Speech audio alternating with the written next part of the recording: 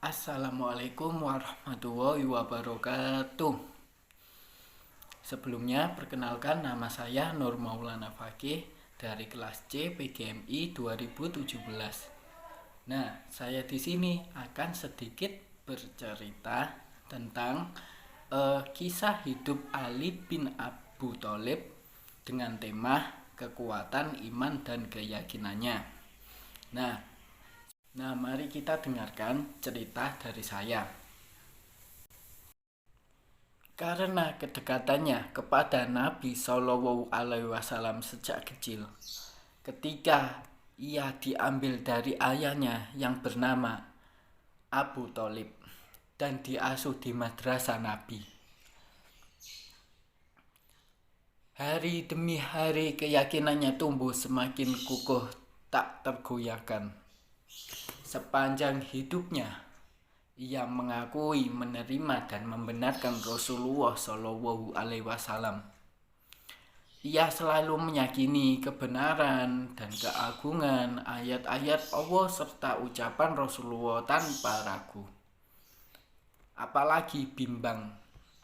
Perhatikanlah sikap ketika Rasulullah Shallallahu Alaihi Wasallam mengabarinya bahwa ia akan terbunuh. Zaid bin Wahab mengisahkan bahwa beberapa orang Khawarij mendatangi Ali dan berkata, "Bertakwalah kepada Allah karena kau adalah mayat." Ali berkata, "Demi Zat yang menumbuhkan biji-bijian dan menghidupkan makhluk, aku adalah mayat yang terbunuh dengan pukulan yang menebas di sini," seraya menunjukkan lehernya. "Aku menetapi sumpah dan memenuhi ketentuan. Sesungguh telah merugi orang yang mendustainya." Lihatlah keyakinan macam apa itu. Ia bersumpah bahwa ia akan terbunuh dengan cara seperti itu. Ali beriman kepada Allah Subhanahu wa Ta'ala dengan iman tak tergoyahkan. Ia mencintai Allah dan Rasulullah dengan cinta tanpa batas. Layaklah jika Allah dan Rasulnya mencintai dan meridhoi. Layak pula jika setiap permohonan dan doanya dikabulkan. Ini merupakan salah satu keistimewaan Khalifah Ali bin Abu Thalib.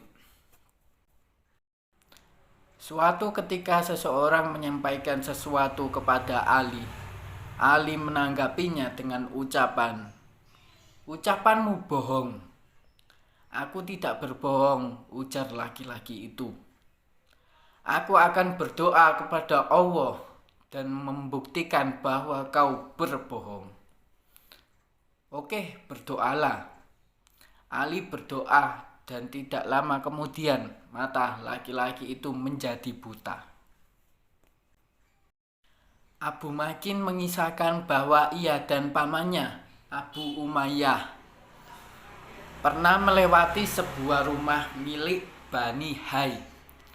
Pamannya berkata, "Kau melihat rumah itu?" "Iya," jawab Abu Makin.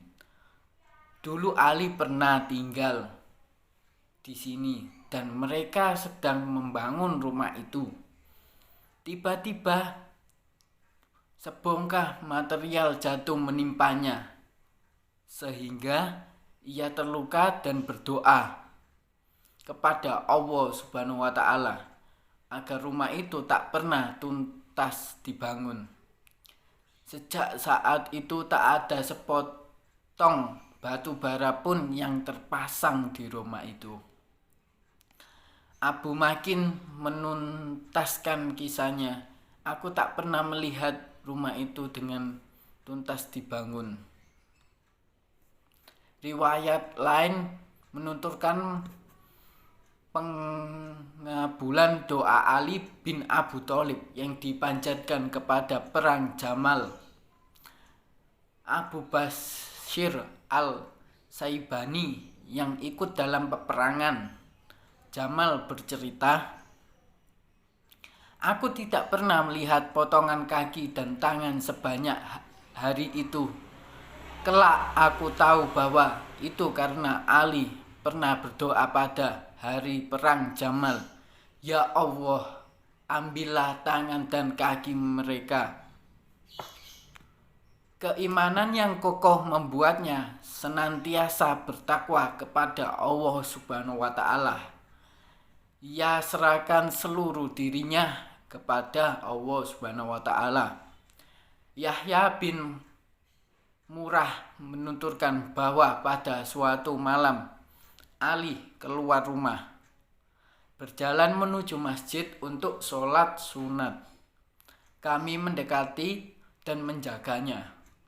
Usai sholat, ia menemui kami dan berkata, "Mengapa kalian duduk di sini? Kami sedang menjagamu." "Menjagaku dari penduduk langit atau penduduk bumi?" kata Ali. "Kami menjagamu dari penduduk bumi. Tidak ada sesuatu pun yang akan terjadi di bumi ini kecuali telah ditetapkan di langit, dan tidak seseorang pun berjalan di dunia ini kecuali 2 malaikat yang melindunginya dan menjaganya hingga takdir menemuinya. Ketika takdir datang, kedua malaikat itu menemuinya. Di antara takdir dan dirinya, ketahuilah ada perlindungan dari Allah Subhanahu wa Ta'ala yang menjaga dan melindungi Ali. Jika datang ajalku, pelindung itu menepi. Ketahuilah seseorang nikmat iman tidak dirasakan hingga seseorang menyadari bahwa apa yang menimpanya tidak mungkin salah, dan apa yang tidak menimpanya tidak akan menimpanya."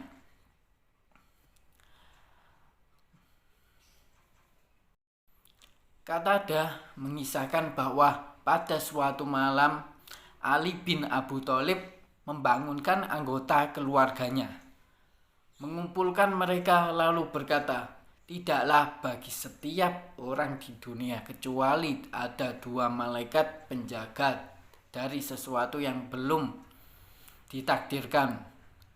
Dalam riwayat lain, suatu yang belum datang ketentuannya.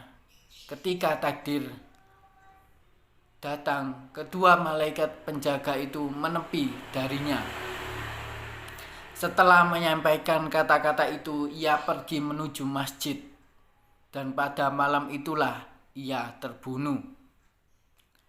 Bagi Ali bin Abu Thalib, tawakal bukanlah kepasrahan yang disertai kemalasan. Tawakal adalah mengaitkan segala sesuatu kepada mazhab Allah Subhanahu wa Ta'ala, seraya menatapi sebab, karena bersandar hanya kepada sebab adalah syirik. Sedangkan meninggalkan sebab berarti menyalahi syariat.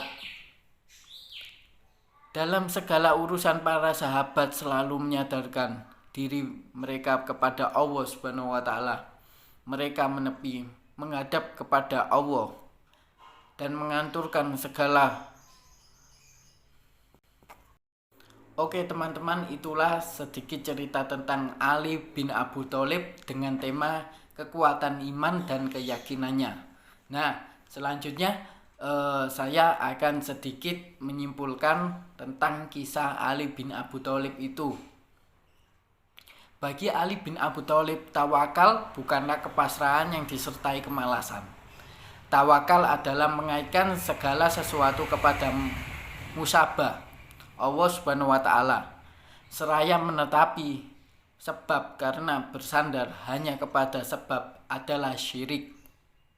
Sedangkan meninggalkan sebab berarti menyalahi syariat. Dalam segala urusan, para sahabat selalu menyadarkan diri mereka kepada Allah. Mereka menepi,